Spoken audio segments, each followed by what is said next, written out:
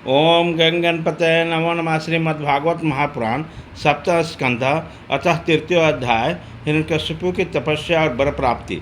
नारद वाचा हिरण्यकश्यपु राजन जय मजारमरम आत्मानां प्रतिद्वंद्व मेकंग राजंग व्याधि सत्ता। नारद जी ने कहा, युधिष्ठिर, अब हिरण्यकश्यपु ने विचार किया, मैं अजय अजर अमर संसार के एक क्षत्र सम्राट बन जाऊँ, जिससे कोई मेरे सामने खड़ा ना हो सके।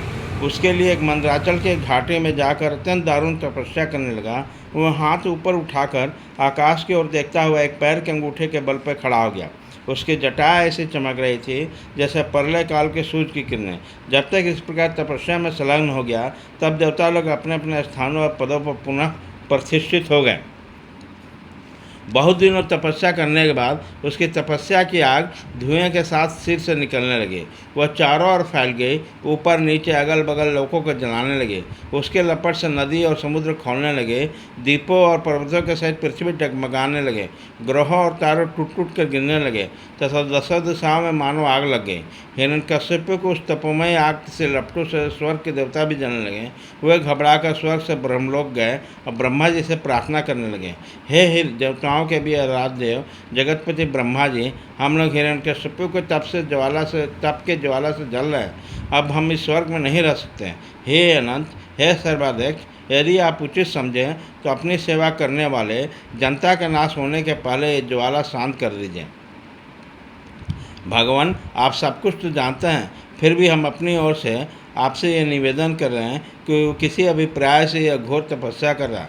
सुनिए उसका विचार है कि जैसे ब्रह्मा जी अपनी तपस्या और योग के प्रभाव से इस चराचर जगत की सृष्टि करके सब लोगों से ऊपर सत्य लोक में विराजते हैं, वैसे भी मैं भी अपने उग्र तपस्या और योग के प्रभाव से वही पद और स्थान प्राप्त कर लूँगा।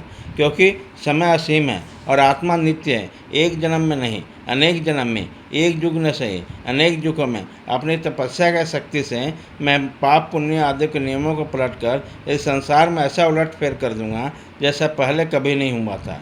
वैष्णववादी पदों में तो रखा ही क्या है, क्योंकि कल्प के अंत में उन्हें भी काल के गाल में जाना पड़ता है। हमने सुना है ऐसा हट करके वो घोर तपस्या में जुटा हुआ है। आप तीनों लोकों के स्वामी हैं, अतः आप जो उचित समझे और करें।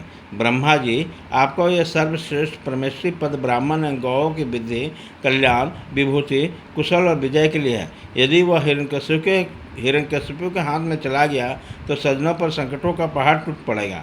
युधिष्ठिर ने जब देवताओं ने भगवान ब्रह्मा जी से इस प्रकार निवेदन किया, तब वह भृगु और दक्ष प्रजापतियों के साथ हिरण्यकश्यप के आश्रम पर गए।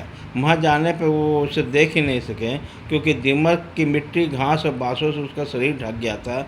चींटियाँ उसकी मैदा, त्वचा, मांस और खून चाट रही थी।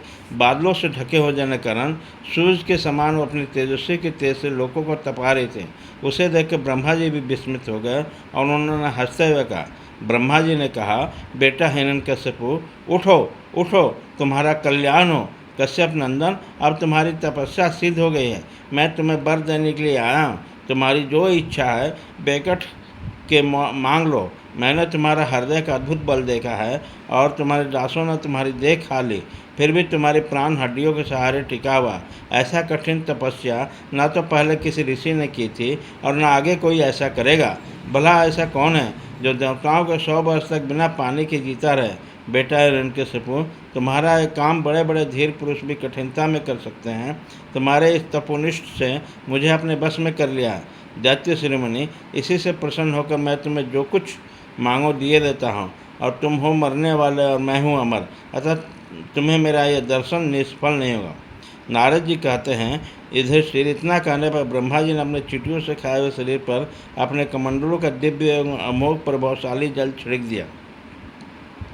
जैसे लकड़ियों के ढेर में आग जल उठे, वैसे वो जल छिड़कते ही बाँस और दीमकों के मिट्टी के बीच में जो उठ खड़ा हुआ था, उसी समय उसका शरीर सब अवयव से पूर्ण बलवान हो गया।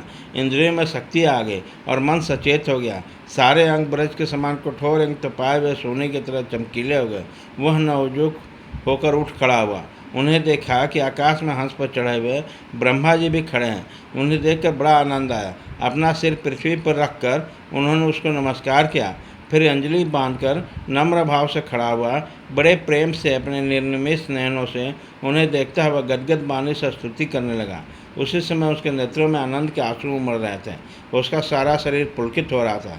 हिरण्यकशिपु ने कहा, कल्प के अंत में यह सारे सृष्टि काल के द्वारा प्रेरित तमोगुण से घने अंधकार से ढक गई थी। उसी समय सर्व प्रकाश स्वरूप अपने आप तेजों से पुनः से प्रकट किया। आप ही अपने त्रिगुणमय रूप से उसकी रचना, रक्षा और संहार करते हैं। आप रजोगुण, सत्वगुण और तमोगुण की आश्रय हैं। आप ही सबसे परे और महान हैं। आपको मैं नमस्कार करता हूँ। आप ही जगत के मूल कारण हैं। ज्ञान और विज्ञान आपकी ही मूर्ति है। प्राण, इंद्रिय, मन और बुद्धि आदि विकारों के द्वारा अपने को प्रकट किया है। आप मुख्य प्राण सूत्रता के रूप में चराचर जगत को अपने नियंत्रण में रखते हैं। आप ही प्रजा के रक्षक भी हैं। भगवान, चित्त, चेतना, मन और इंद्रियों के स्वामी आप ही हैं। पंचभूत, शब्द आदि विषयों और उसके संस्कारों के रचयिता भी महातत्व के रूप में आप ही हैं। जो वेद होता, अधोवृद्धि, ब्रह्मा और उद्गाता है, उन ऋतुजों से होने वाले एक का प्रतिपादन करते हैं, वह आपका ही शरीर है। उसी के द्वारा अग्निष्ठ होम तथा 7 योगों का विस्तार करते हैं। आप ही संपूर्ण प्राणियों की आत्मा हैं, क्योंकि आप अनादि, अनंत, अपार, सर्वज्ञ और अंतर्जामी हैं। आप ही काल है। आप प्रतिक्षण सावधान रहकर अपने क्षण, लव आदि विभागों द्वारा लोगों की आयु छीन करते हैं। फिर भी आप निर्विकार है, क्योंकि आप ज्ञान स्वरूप परमेश्वर, अजन्मा, महान और संपूर्ण जीवों के जीवनदाता अंतरात्मा हैं। प्रभु, कार्य, कारण, चल और अचल ऐसी कोई भी वस्तु नहीं है जो आपसे भिन्न हो। समस्त विद्या और कलाएँ आपका शरीर है। आप त्रिगुण में माया सतीत स्वयं ब्रह्म है।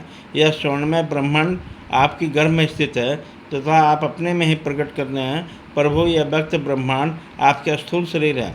उसी से आप इंद्रिय, प्राण और मन के विषयों का भोग करते हैं, किंतु उस समय भी आप अपने सजमय स्वरूप में स्थित रहते हैं। वस्तुतः पुराण पुरुष स्थूल सूक्ष्म से परे ब्रह्मन स्वरूप है। आप अपने अनंत और अव्यक्त स्वरूप से सारे जगत में व्याप्त हैं। चेतन और अचेतन दोनों ही आपकी शक्तियाँ हैं। भगवान, मैं आपको नमस्कार करता हूँ।